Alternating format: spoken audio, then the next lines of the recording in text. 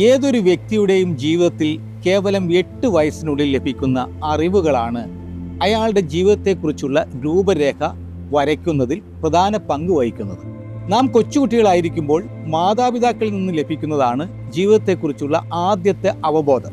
ഒരു ദരിദ്ര കുടുംബത്തിൽ ജനിക്കുന്ന ഒരു കുഞ്ഞിനോട് അവൻ്റെ അമ്മ നിനക്ക് എന്തും നേടിയെടുക്കാനുള്ള മനസ്സുണ്ട്, നിനക്ക് അസാധ്യമായതൊന്നുമില്ല, നീ വലിയ ആളാകും എന്നൊന്നും സാധാരണഗതിയിൽ പറയാറില്ല. പകരം നമ്മൾ പട്ടിണി പാവങ്ങളാണ്, നമുക്കിതൊന്നും അർഹതയില്ല, നാം വിചാരിച്ചാലൊന്നും നടക്കില്ല എന്നിങ്ങനെയുള്ള നിഷേധ ചിന്തകളാണ് മാതാപിതാക്കൾ അവൻ്റെ അല്ലെങ്കിൽ അവളുടെ മനസ്സിലേക്ക് പകർന്നു കൊടുക്കുന്നത്. ഇതിന്റെ ദുരന്തം എന്താണെന്നോ, 8 വയസ്സിനുള്ളിൽ ലഭിക്കുന്ന അറിവുകളൊക്കെ ഒരാളിന്റെ മനസ്സിൽ ജീവിതത്തെക്കുറിച്ചുള്ള രൂപരേഖ നിർമ്മിക്കുന്നതിൽ നിർണായകമായി മാറുന്നു. ചുരുക്കി പറഞ്ഞാൽ അവരറിയാതെ ആ കുഞ്ഞിനെ മറ്റൊരു ദരിദ്രനായി വളർത്തുന്നു.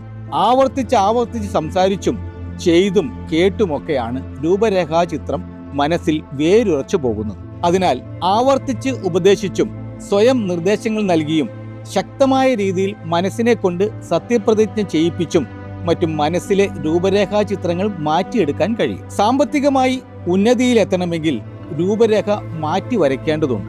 അവയ്ക്ക് മുകളിൽ പുതിയ ജീവിത സൗധം പണിതുയർത്തണം.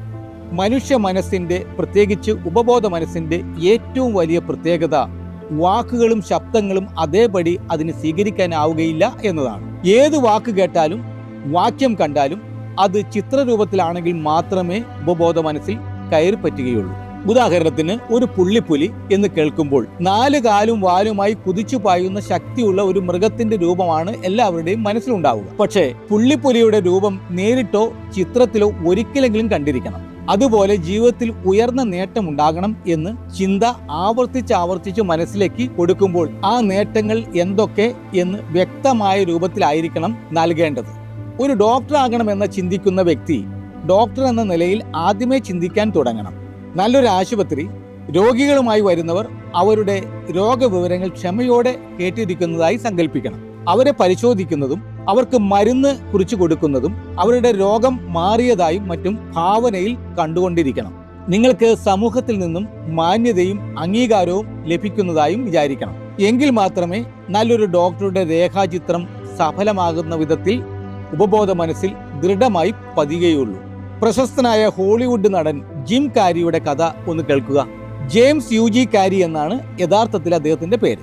അദ്ദേഹത്തിന്റെ പിതാവിന് ജോലി നഷ്ടമായപ്പോൾ ഇടത്തരം കുടുംബത്തിൽ നിന്നും ദരിദ്ര കുടുംബത്തിലേക്ക് വീണുപോയ ഒരു മനുഷ്യനാണ് ജിം കാരി.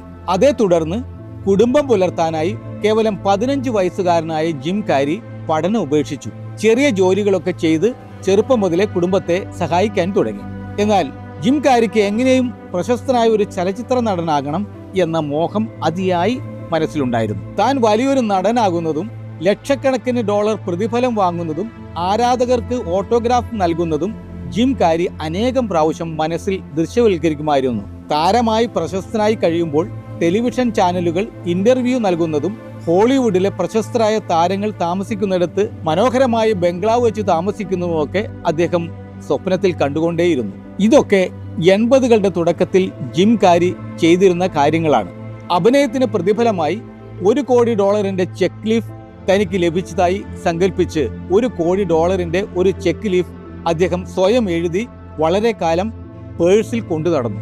കണ്ടല്ലോ, അഭിനയത്തിന് എനിക്ക് ലഭിച്ച പ്രതിഫലമാണിത് എന്ന് പറഞ്ഞ് ആ ചെക്ക് ലീഫ് കൂട്ടുകാരെയും ബന്ധുക്കളെയും കാണിച്ചു കൊടുക്കും. ആ ചെക്ക് അദ്ദേഹത്തിന്റെ ശക്തമായ ശുഭാപ്തി വിശ്വാസത്തിന്റെ പ്രതീകമായിരുന്നുവെന്ന് ജിം കാരി ഫൺ ആൻഡ് ഫണ്ണിയർ എന്ന പുസ്തകത്തിൽ എഴുതിയിട്ടുണ്ട്.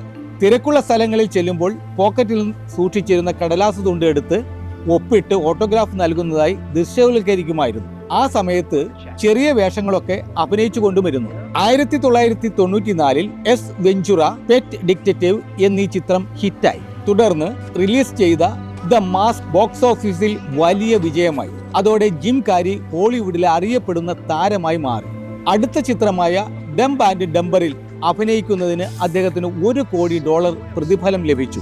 ദീർഘകാലം മനസ്സിൽ ദൃശ്യവൽക്കരിച്ച സ്വപ്നത്തിന്റെ സാഫല്യം 90കളുടെ അവസാനമായപ്പോഴേക്കും സ്വപ്നം കണ്ടിരുന്ന കാര്യങ്ങളൊക്കെയും ജിമ്മിന്റെ ജീവിതത്തിൽ യാഥാർത്ഥ്യമായി. ഇത് മനഃശക്തിയുടെ അത്ഭുതമല്ലാതെ മറ്റെന്താണ്? മറ്റുള്ളവർ എൻ്റെ കഴിവുകൾക്ക് പരിധി നിശ്ചയിച്ചിട്ടുണ്ടാകാം, പക്ഷേ ഞാൻ ഒരിക്കലും എൻ്റെ കഴിവുകൾക്ക് പരിമിതി നിശ്ചയിച്ചിരുന്നില്ല എന്ന് ജിം കാരി തന്നെ പിന്നീട് ഒരിക്കൽ പറയുകയുണ്ടായി. സ്വന്തം കഴിവുകളിലുണ്ടായിരുന്ന ആത്മവിശ്വാസം ഉദ്ദിഷ്ടകാര്യം സഫലമാകുന്നതിന് തുണയായി. ജിം കാരിയുടെ നേട്ടത്തിന് ആധാരം ഉപബോധ മനസ്സിൽ ദീർഘകാലം സഫലീകരിച്ച ദൃശ്യവൽക്കരണമാണ്. ഒരു കാര്യം ഉറപ്പാണ്, അനന്തമായ ശക്തി ഉറങ്ങിക്കിടക്കുന്ന ഉപബോധ മനസ്സിന് നാം ആഗ്രഹിക്കുന്നതെന്തും സാധ്യമാക്കി തരാനുള്ള ശക്തിയുണ്ട്. എന്നാൽ അത് യഥാവിധി ഉപയോഗിക്കണമെന്ന് മാത്രം. ലോകത്തിൽ 90% പേർക്കും സ്വന്തം മനഃശക്തി ജീവിത വിജയത്തിനായി ഉപയോഗിക്കാൻ അറിയില്ല എന്നതാണ് പഠനങ്ങൾ സൂചിപ്പിക്കുന്നത്. വൈദികൻ, അധ്യാപകൻ, എഴുത്തുകാരൻ എന്നീ നിലകളിൽ പ്രശസ്തനായ ഡോക്ടർ ജോസഫ് മർഫിയാണ് ലോകത്താദ്യമായി ഉപബോധ മനസ്സിന്റെ ശക്തി തിരിച്ചറിഞ്ഞതും അതേക്കുറിച്ച് പുസ്തകം എഴുതിയത്. The power of your subconscious mind, അതിന് ശേഷം the miracles of your mind, prayer is the answer, peace within yourself തുടങ്ങി നിരവധി പുസ്തകങ്ങൾ കൂടി രചിച്ചിട്ടുണ്ട്. ഒരാൾ ദുഃഖിതനും മറ്റൊരാൾ സന്തോഷവാനും ആകുന്നത് എന്തുകൊണ്ട്? ഒരാൾക്ക് ദാരിദ്ര്യവും കഷ്ടപ്പാടും മാത്രമുള്ളപ്പോൾ മറ്റൊരാൾക്ക് പുരോഗതി ലഭിക്കുന്നത് എന്തുകൊണ്ട്? ഒരാൾ മണിമേടയിലും മറ്റൊരാൾ ചേരിയിലും താമസിക്കുന്നത് എന്തുകൊണ്ട്? സമൂഹത്തിൽ എല്ലാ തരത്തിലും ഇത്തരത്തിലുള്ള വേർതിരിവുകൾ കാണാൻ സാധിക്കുന്നതാണ്. എന്തുകൊണ്ട് ഇങ്ങനെ സംഭവിക്കുന്നു എന്ന് ചിന്തിച്ചിട്ടുണ്ടോ? ഈ ചോദ്യങ്ങൾക്കെല്ലാം നിങ്ങളുടെ ഉപബോധ മനസ്സുമായി ബന്ധമുണ്ടെന്നാണ് doctor Joseph Murphy the power of your subconscious mind എന്ന തന്റെ വിശ്വവിഖ്യാതമായ പുസ്തകത്തിൽ പറയുന്നത്. നമ്മൾ പല കാര്യങ്ങളിലും നമ്മുടെ മനസ്സിനെ നിയന്ത്രിക്കാറുണ്ട്. എന്നാൽ ഈ നിയന്ത്രണങ്ങൾക്കെല്ലാം അതീതമായുള്ള ഒരു നിധി പേടകം നമ്മുടെ ഉള്ളിൽ നാം അറിയാതെ ഒളിഞ്ഞു കിടപ്പുണ്ട്. നമ്മുടെ ഉപബോധ മനസ്സ് നാം അറിയാതെ പല ശക്തികളുടെയും ഉറവിടമാണ്. ഉപബോധ മനസ്സിന്റെ ശക്തി എന്നത് നമുക്ക് ചിന്തിക്കാവുന്നതിലും അപ്പുറമാണ്. ഈ മഹത്തായ ശക്തി തിരിച്ചറിയാനും അതിനെ നമ്മുടെ വരുതിയിൽ വരുത്താനും സാധിച്ചാൽ നമുക്ക് നേടാവുന്നത് അത്യത്ഭുതങ്ങളായ നേട്ടങ്ങളായിരിക്കുമെന്ന് അനേകരുടെ ജീവിതത്തിന് സാക്ഷി നിർത്തി ജോസഫ് മർഫി പറയുന്നു. അതുകൊണ്ട് തന്നെ ശുഭാപ്തി വിശ്വാസത്തോടെ ഇത്തരമൊരു പരീക്ഷണത്തിന് നമുക്ക് തയ്യാറെടുക്കാം. Good bye.